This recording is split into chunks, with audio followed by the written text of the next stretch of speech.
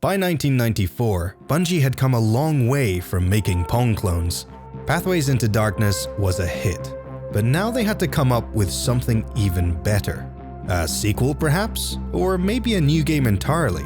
Choices made now would go on to define Macintosh gaming in the 90s, spawning an FPS that was leaps and bounds ahead of Pathways. This would be Bungie's ticket into the big leagues, a precursor to many of the mechanics and ideas they eventually explored further in Halo. And so, my name is Same Token, and you're watching Episode 2 of Before Halo, a series exploring the early days of Bungie. This is Marathon.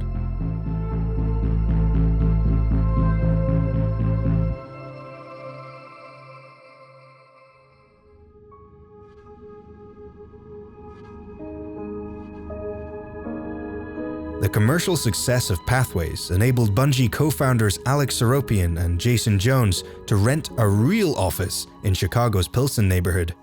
To maintain the atmosphere of humble beginnings, it had no heating, and the crack house behind their office lent them the name for their internal server. At least Bungie could now afford to hire staff for their next project. This included Ryan Martell, a programmer who joined while on a year-long break from Duke University. This exciting new venture was being codenamed Marathon. Originally intended as a sequel to Pathways into Darkness, Marathon was to address the complaints about speed, of which there was not enough, and challenge, of which there was far too much. Modifying the Pathways engine, Jason Jones made it faster and more elegant, while also enhancing the artificial intelligence of the monsters. Bungie called this alpha version Marathon Zero, demoing it at the 1994 Macworld Expo in San Francisco. But the game barely drew attention. Attendees were dismissing it for being far too similar to Pathways. Cosmetic enhancements were simply not enough. Bungie returned from Macworld determined to salvage the project. Ryan Martell created a new rendering engine from the ground up, while also starting work on a map editor he called Vulkan that would vastly streamline the creation of new levels. Come February, Greg Kirkpatrick joined the team as a writer. Then there was Doug Zartman in May, whose role expanded from tech support for Pathways into their full-time PR guy. Colin Brent, who had created the artwork for Pathways, left for grad school, and in his stead, Reginald DeJure, with his notably moody style, joined as their artist. And finally, Alan Roy came aboard in the summer, receiving a Quadra 660 AV as compensation for writing Marathon's networking code.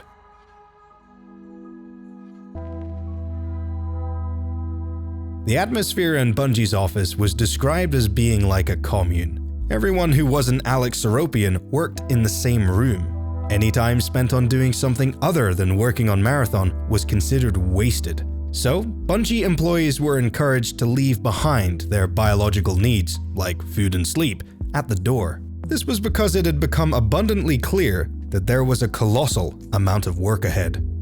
Jason Jones, Alan Roy, and Ryan Martell compiled and debugged the game engine, all while Martell also continued to hack away at Vulkan. DeJure created all the art by himself, including some really fantastic-looking weapons. Seropian produced all the sounds, including composing an original soundtrack. And then, along with Jones, Kirkpatrick had to wrestle with Vulkan for as long as it didn't crash to create Marathon single-player levels. Due to its volatility, they decreed that the first law of Vulkan shall be to save early and often. Over the next few months, Marathon grew to a massive 27 single-player levels and 10 multiplayer maps. The name was solidified too. Suggestions like Pathways into Uranus were ultimately rejected, in place of making the codename Marathon official. And so, with the final name selected, Bungie announced Marathon to the world on July 25th, 1994.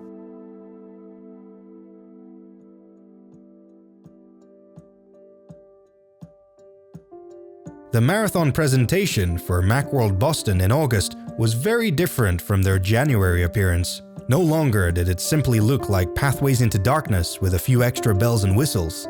Marathon was an entirely different beast. The reaction from attendees was ecstatic.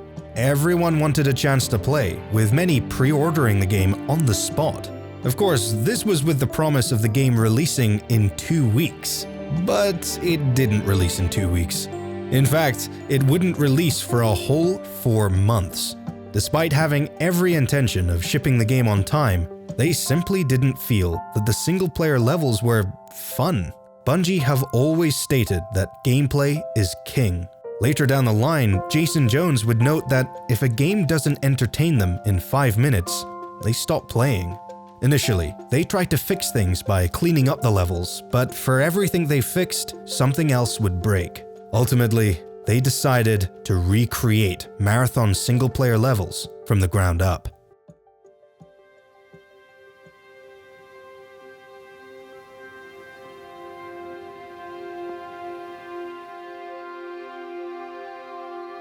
Pathways into Darkness taught Bungie that storytelling in games is important. And so, Marathon's story was considered integral to its success. Early plotlines involved human colonists finding an alien artifact and bringing it aboard the colony ship Marathon. As a science officer, the player would make their way towards the artifact with the intention of researching it, only to find the area infested with hostile aliens teleported in by the same artifact. But, as it would turn out, the aliens were merely fighting to defend their colony from the invading humans. This plot was ultimately rejected. Killing aliens who were merely defending their planet made the colonists, and therefore the player, the bad guys. Thus, another plot was suggested. The player would fill the shoes of a security officer aboard the UASC Marathon, a peaceful colony ship. Throughout the game, the player would receive story and gameplay information by accessing terminals scattered around each level, placing them in contact with one of the ship's 3 AIs, Leela, Durandal, and Tycho. The game starts as the Marathon is being targeted by an alien race of slavers known as the Four, hell-bent on destroying humanity.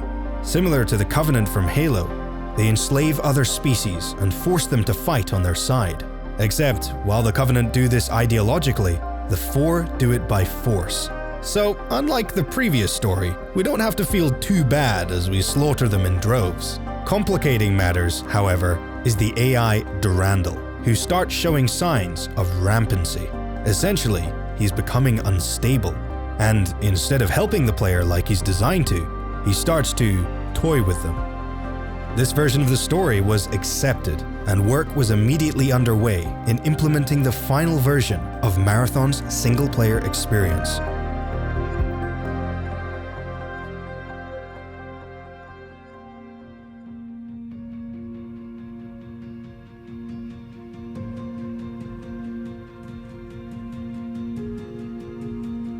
After a few months of non-stop work, a beta of Marathon was leaked onto the internet in October 1994.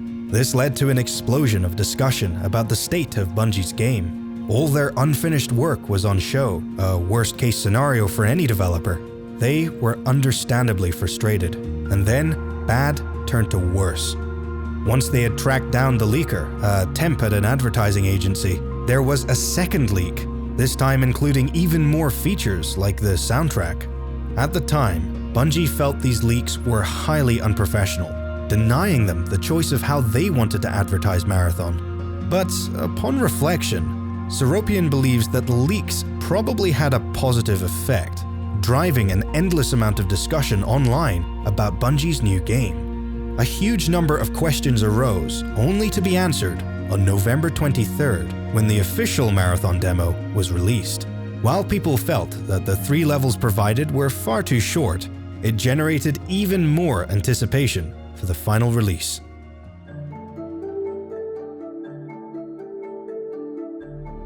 Marathon's final polygon was created at 6:05 p.m., December 14th. In the week preceding completion, the Bungie staff had essentially 0 sleep, and yet they still had many days of playtesting to endure. At one point, Jason Jones decreed that no one may leave the building until they had played through the game twice. This would become known as the play till you puke policy, a test of endurance that allowed them to announce Marathon's final release date, December 21st, 1994. And yet, there was still more work ahead. Even without new purchases, there were already 25,000 Marathon pre-orders to ship. To get the game to as many as possible before Christmas, they shipped the first units without boxes. Now, while this may have caused some initial disappointment, after the customers finally got their hands on the game, they quickly realized it was worth it.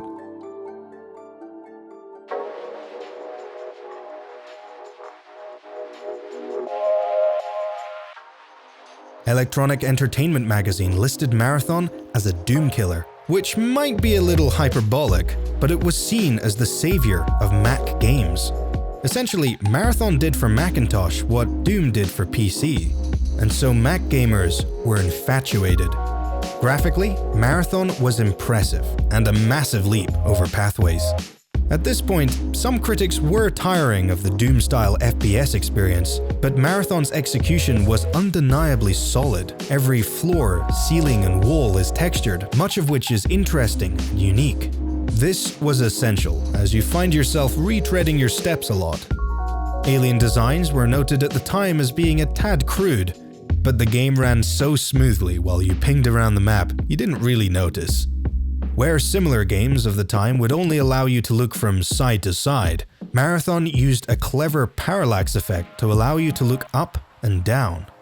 This was important to note as, unlike Doom, Marathon doesn't automatically aim at enemies above and below the player, a feature that is now expected in every first-person shooter. Marathon's audio was great too, featuring realistic and fitting sounds for every weapon, creature, and door. And then there's Seropian's brilliant, meaty soundtrack, which really complemented the atmosphere.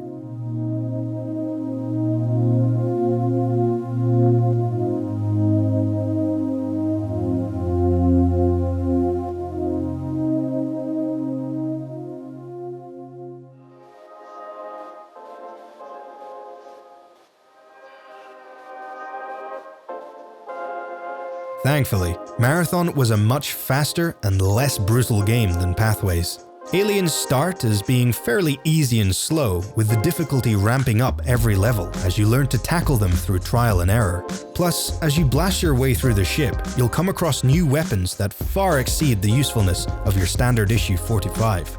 This includes assault rifles, energy pistols, flamethrowers, and rocket launchers, which fans of Halo will probably recognize. The AI isn't quite on the same level as Doom, but they are still great fun to fight. Though there are some frustrating times where they will all crowd around you, preventing you from counter-maneuvering. And then there's the friendly AI, the ship's crew known as Bobs, whose main purpose is blocking doorways and being slaughtered. But don't be fooled, some Bobs are actually 4 androids that will blow themselves up right in your face if they're given the chance. Then there's Marathon's saving mechanic, which is almost as unforgiving as Pathways into Darkness. While many games of the 90s allowed you to save anywhere, in Marathon you could only save at specific terminals. Also common in 90s games is the ability to get trapped, whether intentionally or unintentionally on the developer's part. There's a situation in Marathon where you'll step on the wrong platform and you'll get stuck there for eternity. Now, it really doesn't add anything to the game, as I'd rather it just be a kill box, but that is one advantage of the predefined save points, so you can revert somewhere safe rather than just reverting to the exact moment you lowered yourself into an unescapable position. Still though, the save system can be frustrating, especially when you die on one level, only to realize that the last possible save terminal was on the previous level, 30 minutes ago. On the other hand, I don't mind the health and oxygen mechanic. While there is the odd health and oxygen pickup, you'll usually be topping them off using wall panels, much like what Half-Life would do.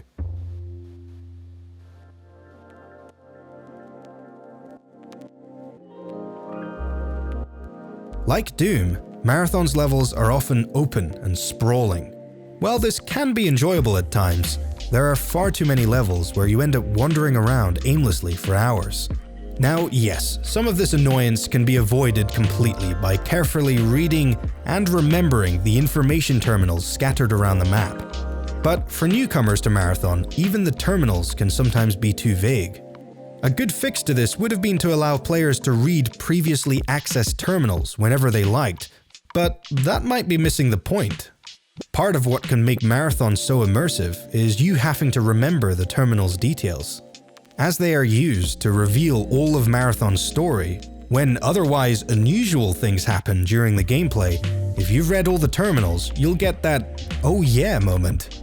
For example, at one point you are teleported onto an alien ship, told to explore the whole map, and then return to a window in the sightline of the Marathon ship so you can be teleported back.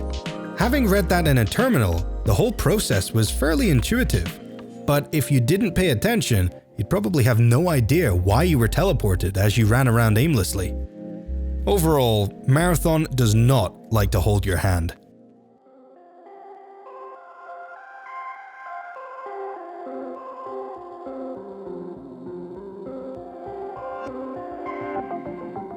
Dispersed among gameplay instructions, the use of terminals to deliver Marathon's story was pretty good for the time.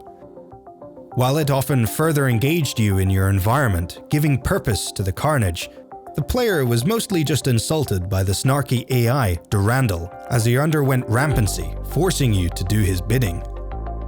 It's clear that Bungie's attitude towards story differs greatly from that of id and Doom. They believe that stories can make games more fun. Now, this may not have been for everyone, but they did predict the future of where first-person shooters were going in terms of storytelling, with Half-Life being right around the corner, followed by Bungie's own successes with Halo. And finally, unique on the Macintosh, much like Marathon itself, network play was included out of the box. Simply by tethering their computers together, players could jump into deathmatch and fight against each other in a free-for-all, or as teams. 10 unique levels were created specifically for the multiplayer, each of which can also be filled with bots for the players to fight in between slaughtering each other. This was Bungie's second multiplayer game, a mode their own developers found so fun that it actually managed to cause delays in the development process.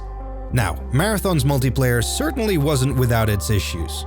For instance, because each computer independently computes the player's states, they can quickly become desynchronized. This isn't great for competitive play, but it didn't stop it from being an absolute blast.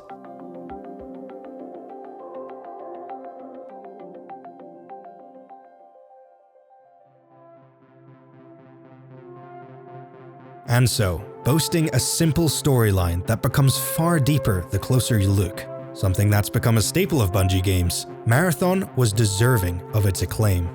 Included in Computer Gaming World's list of the 150 best games of all time in 1996, Marathon was ahead of Wolfenstein 3D and System Shock, both phenomenal games in their own right.